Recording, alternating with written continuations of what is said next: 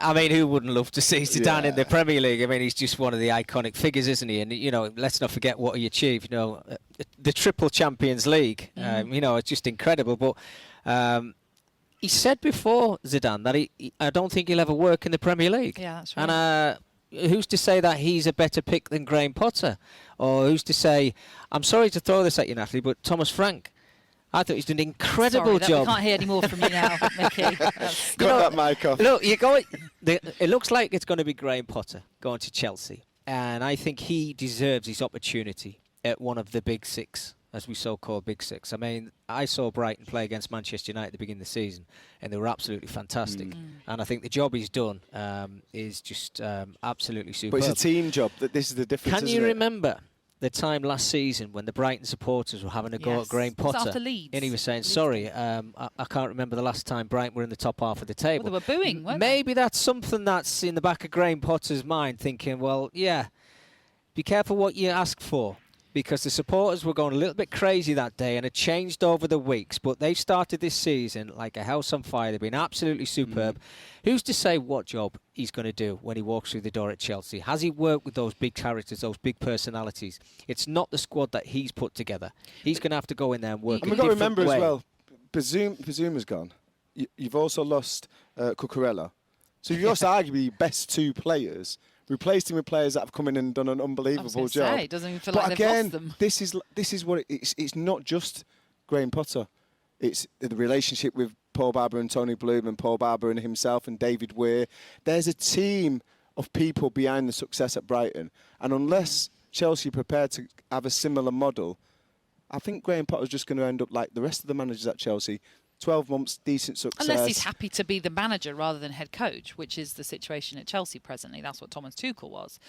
You mentioned, though, the big name personalities. Now, I don't want to disrespect Graham Potter in any way because his achievements speak for themselves, the record-breaking season they had at Brighton last time. But can you envisage someone like a Pierre-Emerick Aubameyang wanting to work with a Graham Potter when he made it quite clear that part of the reason he's moved to Chelsea was to work once again with Thomas Tuchel? I still find it bizarre that he's lost his job. I really do. Why give someone 260 million quid and then a week later he's out of a post because he's lost a Champions League game, he's lost a couple of league games, and they've not really performed. I think it was the Leeds United game, and I think Southampton was the other one as well, wasn't it? Right. And I was at the Leeds game. Wasn't it? Yeah, it was awful, but they got to send it off, but that had nothing to do with the outcome of that game. They just didn't play well on that day. Graham Potter's going to, if he's the man who's going to walk through the door at Chelsea, I think the Chelsea players will be looking at Graham Potter and what Brighton have achieved. They will know exactly what he's done. They'll know where they are in the league. They'll have been watching them. They've played the games that they've played.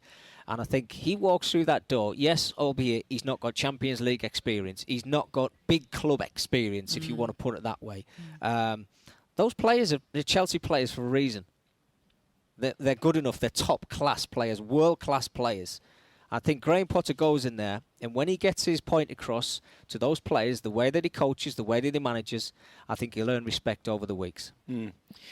We saw how he transformed Brighton from being that sort of defensive, low-possession team to now being a ball-hungry, creative side. How long will it take for him to imprint what he wants to do if he gets this job, if he finally agrees to take over at Chelsea? How long will it take for him to imprint what he wants to get out of Chelsea? Because at the moment, those Chelsea players are very used to the Thomas Tuchel style. Yeah, but Natalie, I don't think when you're a top quality players like they are, you're never too far away. You're a week away.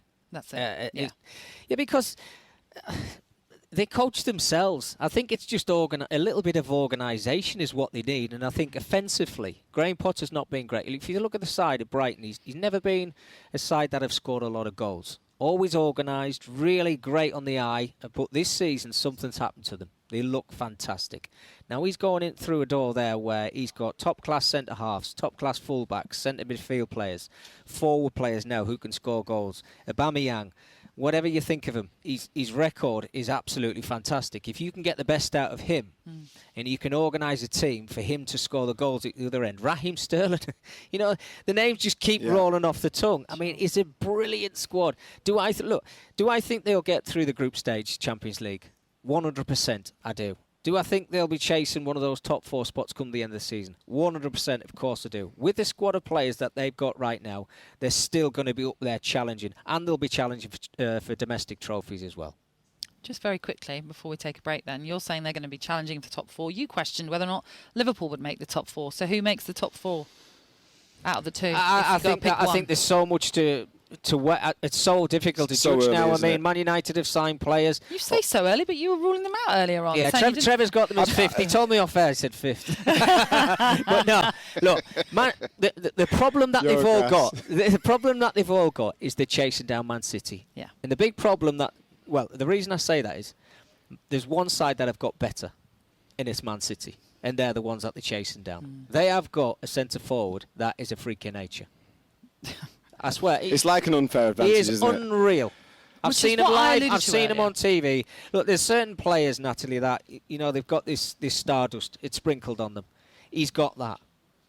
As soon as he comes out that tunnel, you want to watch him. You want to watch him warm up. You want to see him have his first touch. It's just he's an incredible player. talkSPORT Breakfast with Alan Brazil. Thursday and Friday morning, 6 till 10. On AM, on DAB, via the talkSPORT app and on your smart speaker. talkSPORT.